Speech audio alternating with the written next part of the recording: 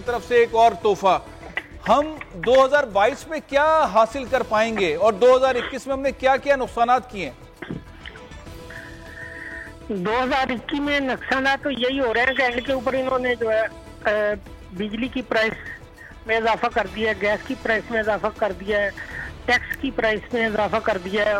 उसके बाद ये जो तमाम की तमाम चीजें ये बढ़ी हैं और इन्वेस्ट करना जो है मुश्किल से मुश्किल तर हो गया है जी। तो इन हालात में चीजों का नीचे आना पॉसिबल नहीं है। जब तक डॉलर नीचे नहीं आएगा हम कैसे कैसे दालें घी सस्ता कर सकेंगे ना। टोटल हमारा नंबर इस वक्त दुनिया में 6ठे नंबर पे एज ए इम्पोर्ट कंट्री आ गए। तो दालों की प्राइस, घी की प्राइस, ऑयल की प्राइस, ये टोटल चीजें तो हम इम्पोर्ट कर रहे हैं और ट्रेड डेफिसिट जो बढ़ता जा रहा है इस सिलसिले में ये तो ऐसा ही है कि हम 1 रुपया कमा रहे हैं 2 रुपये खर्च कर रहे हैं, तो पॉसिबल नहीं है इन चीजों को नीचे लाना चाहिए। तो ये खान साहब जो कह रहे हैं कि अभी महंगाई नीचे आएगी, क्योंकि दुनिया भर में हर जगह पे महंगाई नीचे आएगी और एक वक्त आएगा तेल की कीमतें, तमाम चीजें, सप्लाई चेन जो है वो बन जाएगी और महंगाई में कमी आएगी। सवाल ये होता है कि क्या पाकिस्तान में किसी चीज की कीमत अगर ज्यादा बढ़ जाए तो उसे नीचे नहीं किया जाता?